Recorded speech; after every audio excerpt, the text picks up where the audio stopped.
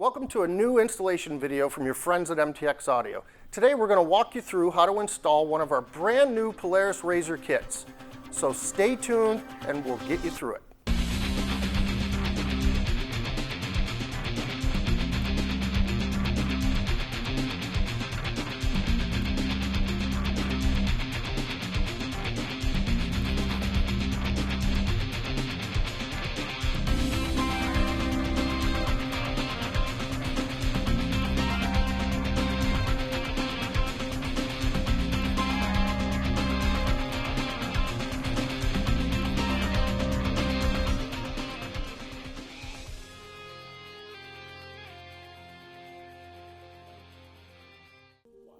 Hey guys, welcome back. Today we're going to walk you through this RZR THUNDER3 kit. This kit, as you can see, consists of a lot of pieces, but don't get intimidated. It's really easy to install and comes with everything you need. First, you've got your front kick panels and your brackets.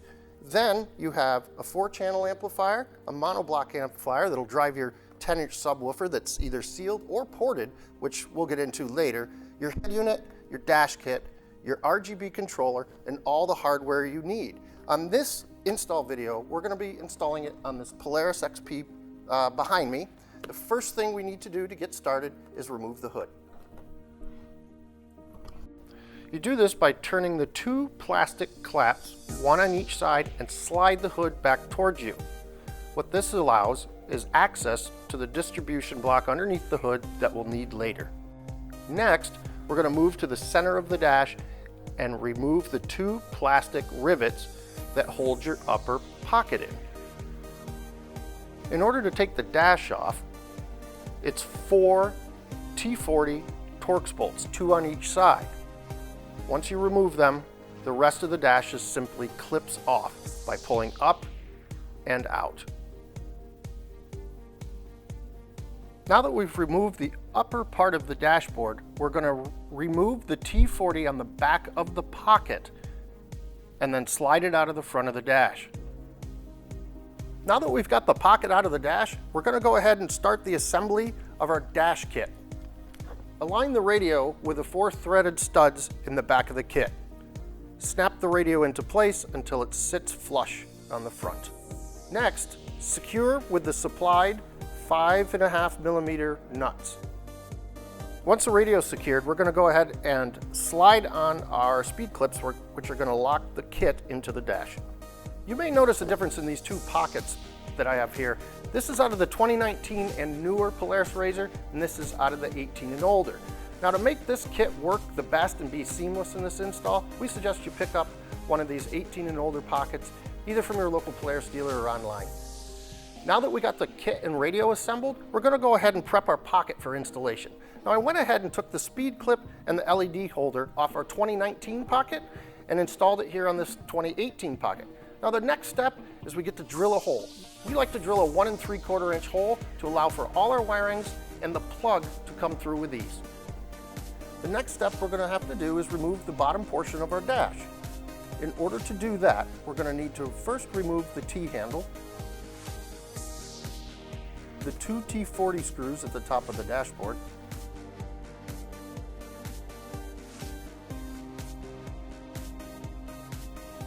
unclip the left and right hand side, pulling the dash towards you.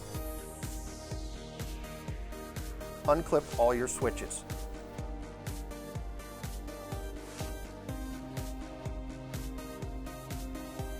Remove it from the vehicle. Now with the lower dash removed from the vehicle, we have access to the upper pocket, which we're going to also remove by removing the 2 plastic rivets and pulling up and back on the pocket.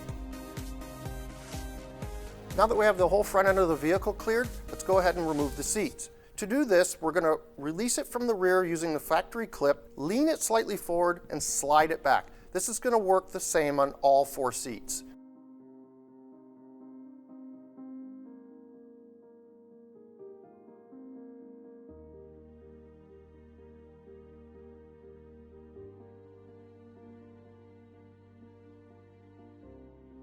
Now that the seats are removed, we have easy access to the center console.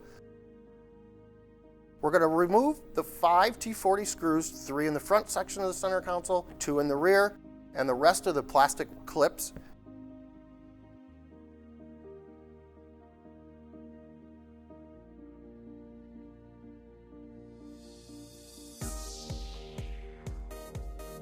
And pull this straight up, feeding the seatbelt gaskets and the shifter gasket back down through.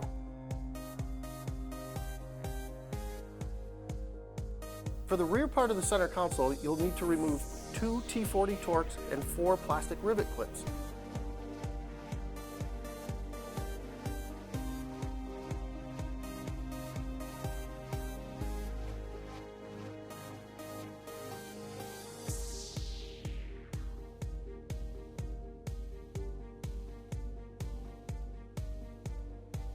Keep in mind that in the rear center console there is a 12-volt outlet that you will need to take care and unplug before pulling it out of the vehicle. Okay, now that we've got our vehicle disassembled, we're going to go ahead and prep our sub box for installation. But first I want to go over a couple real cool features on this all new enclosure. First, you may notice this is completely different than our previous design. We've gotten rid of the inboard amplifier and gone to an outboard, more powerful amplifier. We've added a new 10-inch subwoofer that's more powerful and can handle the newfound power. It also includes a ported or sealed enclosure. You can remove it and make it ported, or simply attach it and make it sealed. Now this is something you'd want to keep in the vehicle in case you think you're going to submerge the vehicle or ride in some really deep waters, or maybe you just don't like the sound of a ported box. Some people prefer a sealed box. So you have the options as you ride.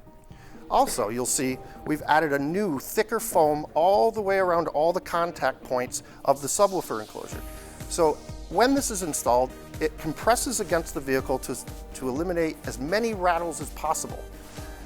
Third, this little plate, which doesn't seem like much, is an installer's best friend. You can set this enclosure in place, simply slide it across, the enclosure will hang there while you go eat lunch, go get a different tool, it won't fall out. This array of bolts, this is to allow us to fit all the way back to a 14 to the current model, no matter what XP you have. So now that we've gone through some of the features, first step we got to do is get in the vehicle, remove the old sub box, and get this monster installed. To remove the existing glove box, you're simply going to remove the 2 10mm bolts in the top center, just below the T-handle bracket.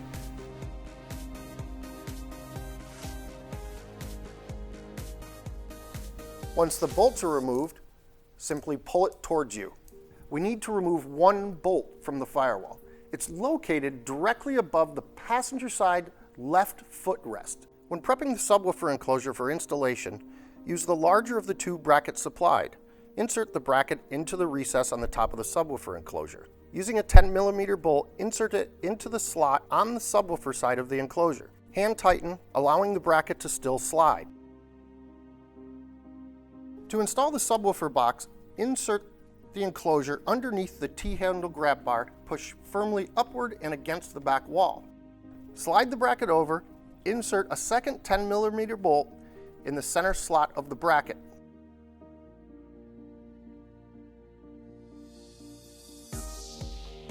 Install the 4 remaining 10mm bolts into the inserts in the enclosure. Only hand tighten at this point.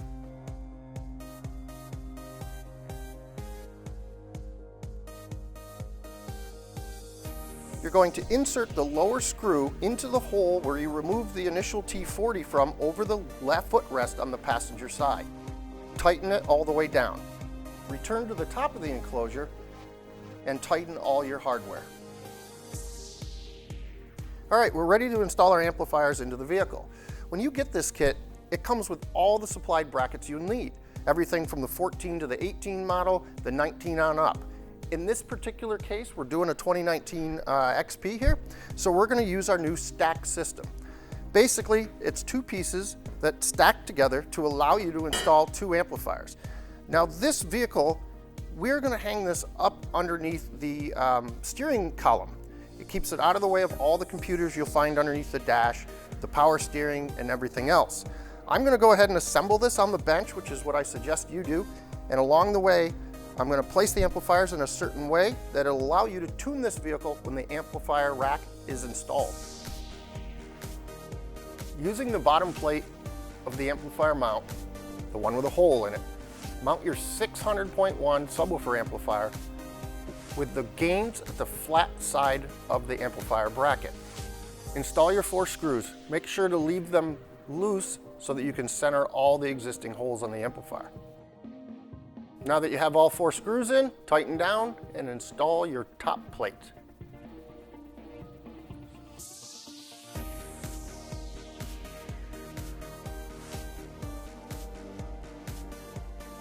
Work your way around the top plate, tightening all 4 screws down.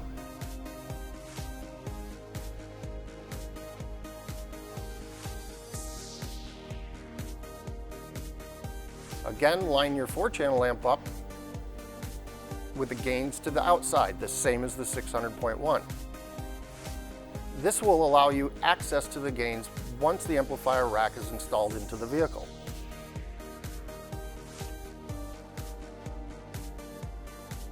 Loosely install all 4 screws into the upper amp rack.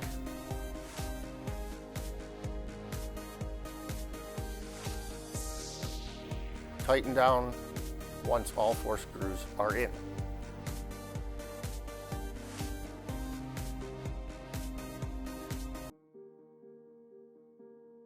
Okay, prior to putting the amplifiers in the vehicle, we want to do a quick set on our gains. I'll give you what we suggest, and you can fine-tune it once it's in there to your listening. We want to make sure our input level is on low. The gain on 5/8 to 3/4, we don't use any bass boost. Set your low pass frequency to approximately 80 Hertz. Moving to the 4-channel amplifier, the crossover should be set at 80. On the front level should be about 5/8. The rear level should be about 5/8. And again, the rear crossover on high. All right, now that we've got our amp rack assembled, I want to go over a few pointers to help you get this in the vehicle without any trouble. Remember, this thing is going to mount in the vehicle what we call upside down. So, for reference, this notch in the bottom amp rack here, this is going to go towards the firewall on the left-hand side of the steering column. Now, the steering column will ride right in between here, and your hardware will bolt through there. This allows the gains to be accessible from the left-hand side underneath the dashboard, and it will also direct all your wires to the center of the vehicle for easy plugging into the rest of the harness. So now that you know that, let's go put it in the vehicle. To prep the vehicle for amplifier installation, we're going to remove the 2 10mm screws from either side of the fuse box and push that out of the way.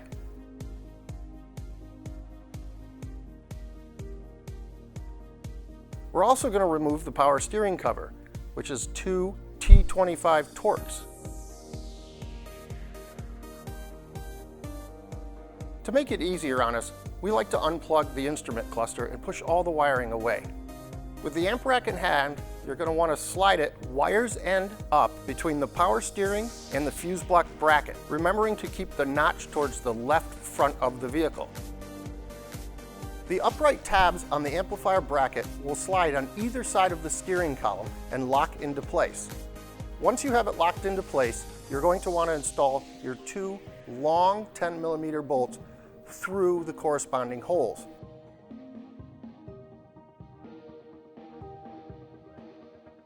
Tighten down, and it's installed.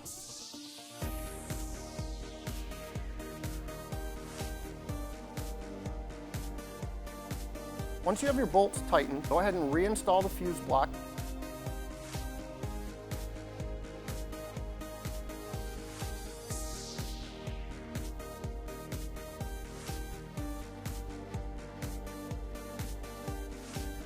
The power steering cover.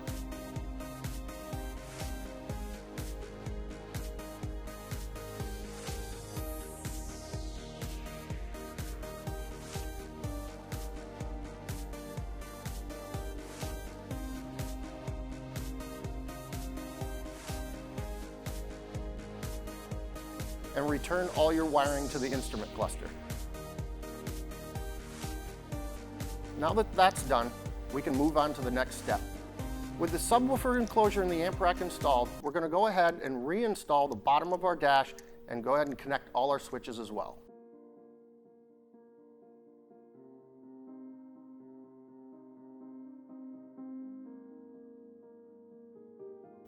All right, now we're ready to go ahead and install our kick panels. But first I want to go over a couple of cool features about these. These are rotationally molded sealed enclosures. You're never going to have to remove the speakers, so that limits the chance of water ever getting in these. The way we get around this is we're going to simply mount a mounting bracket in the vehicle using 3 screws that are already in your vehicle, and this kick panel is going to lock in with 1 bolt at the top. Let's get in the vehicle and I'll show you how this is done. It's super easy. To start the installation, we're going to remove 2 T40 Torx bolts and 1 13mm body bolt.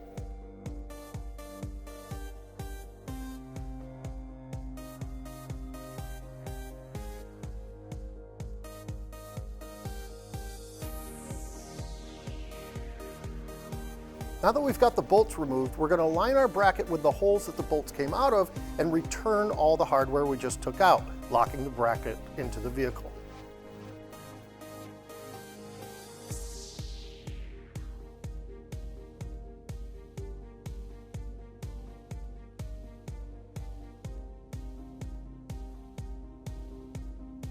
On the bottom of the speaker pod, you'll notice 2 slots that line up with the slots on the bracket.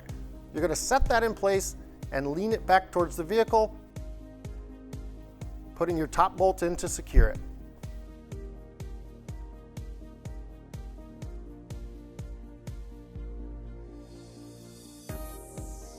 Once your pods are secure, go ahead and run your wires up to the center of the vehicle. Now that we've got one pod installed, go ahead and repeat the process on the other side. All right guys, we're almost there. We're all set to run our power and ground from the battery up to the front of the vehicle.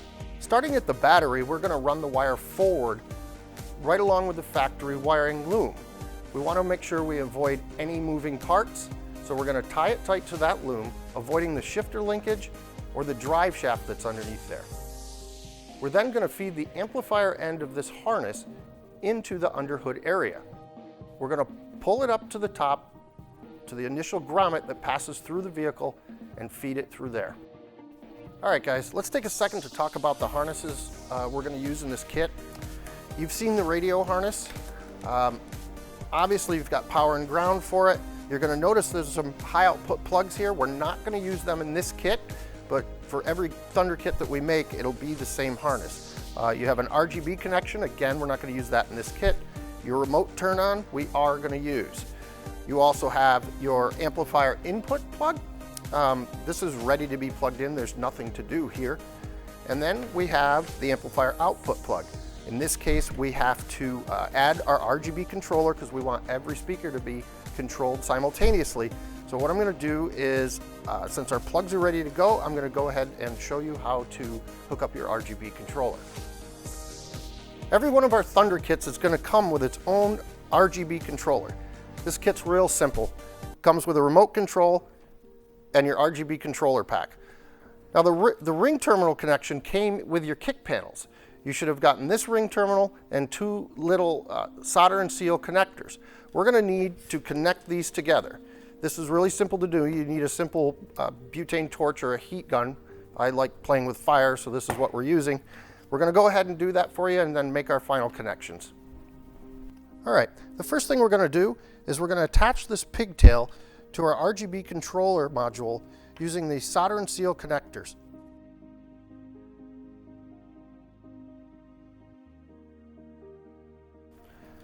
All right, now that we've got our connections made and checked, we're going to go ahead and connect this to the amplifier's output plug. You'll notice there's a 4-pin that's going to match up with the 4-pin on the RGB controller. Just go ahead and snap that together like so, and you're good to go. All right, now that we've got our RGB connected and all our harnesses ready to go, let's go ahead and get these in the vehicle. The first thing we want to do is run the 2 sets of ring terminals through the grommet from the inside out underneath the hood.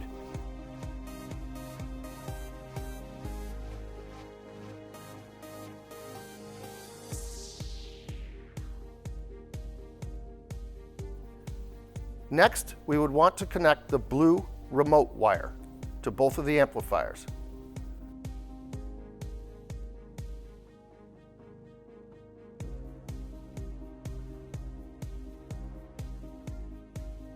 Following that, we can go ahead and connect the power and ground that we ran up earlier to both amplifiers.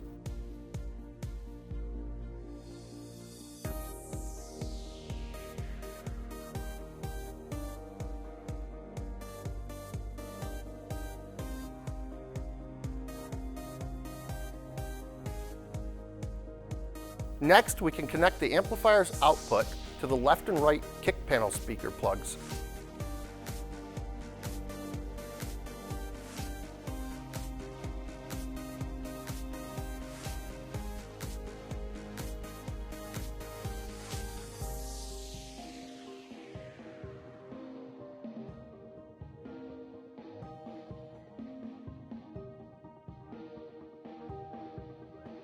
Next, we can go ahead and plug the subwoofer amplifier's plug into the subwoofer box.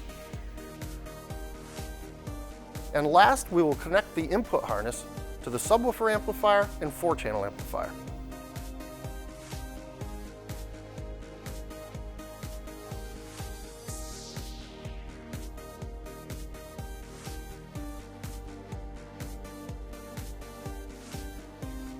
Also included in your kit is an external bass control knob. This will allow you to adjust the level of the subwoofer's output to the music you're listening to. We're going to mount the knob in a blank knockout that this vehicle already has.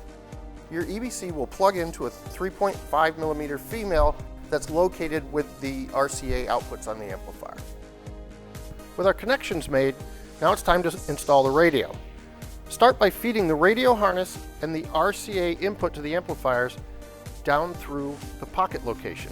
Using the pocket, pass the connections through the hole you previously made in the pocket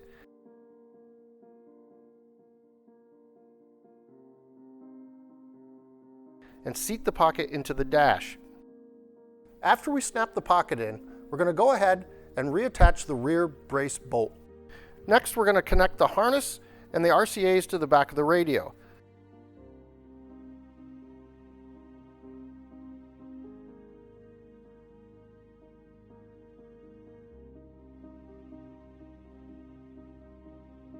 Place the radio in the pocket.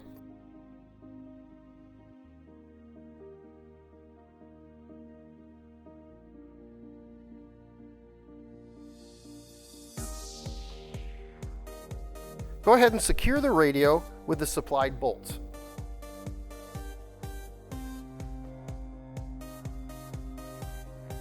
Now that we've got the radio in, we're going to move to the outside of the vehicle and connect our ring terminals. Now, in this instance, we have a red and a yellow, which will go to the ignition, and a black, which will go to the ground.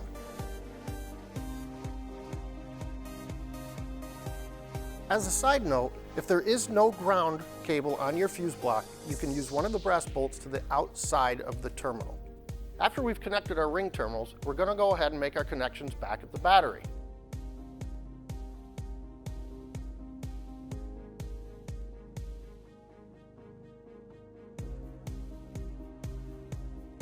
After we're done securing all our connections, we're going to insert a fuse and go ahead and test our system.